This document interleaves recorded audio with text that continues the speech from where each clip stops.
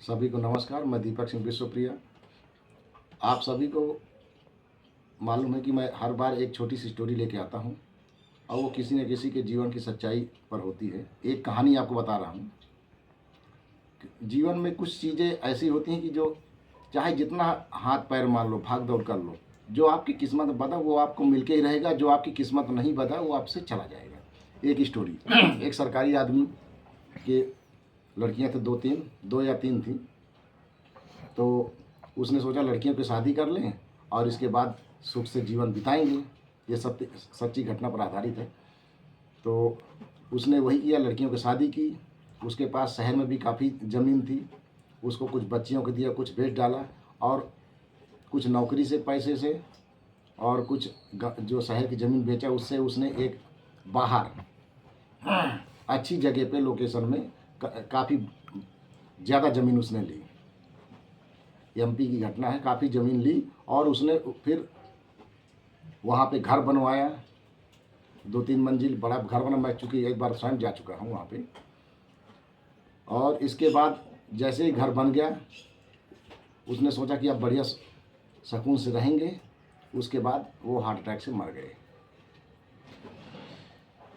और अब उनकी बीवी अकेले वहाँ रह रही है और कभी कभी वहाँ पे दामाद उनके पहुँच जाते हैं। चूँकि उन्होंने मंदिर बनवा रखा था तो आने जाने वाले लोग दर्शन करते हैं।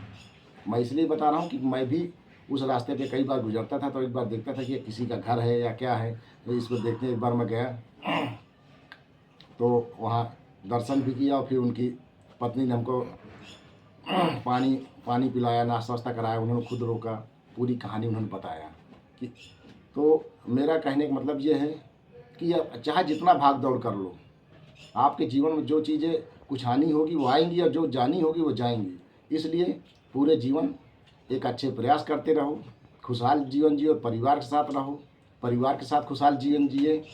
किसी को भला बुरा ना बोलें क्योंकि अच्छाई बुराई आपके जाने के बाद लोग कहते हैं अच्छा काम किए तो ठीक है, बुरा काम किए तो बुरा है। अब एक कहानी में बताता हूँ। एक आदमी बहुत बुरा था। उसके घर के सामने आते जाते वो लोगों को गाली दिया करता था। तो जब वो उसको लगा कि अब मैं नहीं बचूंगा, ख़त्म हो जाऊंगा, तो अपने उसके 2 बेटे थे उनको बुला कहा कि बेटो कुछ ऐसा काम करो कि लोग मुझे मरने के बाद तो कम से कम अच्छा कहें, पूरी ज़िंदगी तो मुझे अच्छा कभी नहीं कहे। तो उन्होंने कहा ठीक है। जब वो ख़त्म हो गए तो मरने के बाद दोनों भाई दरवाजे पर लाठी लेकर बैठने लगे। जो भी उनके दरवाजे से निकलता उसको दौड़ कर मारते एक लाठी।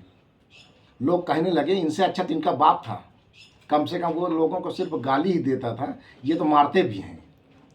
तो दोस्तों मेरे कहने का मतलब ये है कि अगर आपको अच्छा बनना है तो किसी से अपेक्षा मत करें। जैसे पिता ने कहा कि मुझे अच्छा करें, अच्छा नाम मेरा हो, तुम लोग कुछ अच्छा करो। तो भाई तुम आप ही अपने जीवन में अच्छा करते तो लोग कहना ना पड़ता कि मेरे बारे में अच्छा करने के लिए आप लोग कुछ प्रयास करो। तो आपके जीवन में जो बदा है वो होगा, लेकिन आप अच्छे कार्य करते रहिए, उसके परिणाम भी अच्छे होंगे। आपको कहना नहीं पड़ेगा, ठीक है ना। आप जैसे कोई नशेली आदमी हो, शराबी आदमी हो, वो सोचे कि मेरा बेटा शराब नहीं पिएगा और मैं उसे मैं अच्छी शिक्षा दूंगा, तो क्या संभव हो सकता है।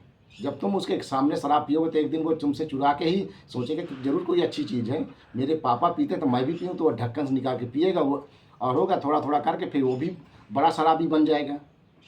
तो बुरे काम का बुरा नतीजा। इसलिए अच्छा काम करो, प्रयास करते रहो। और कई बार ये जरूरी नहीं है।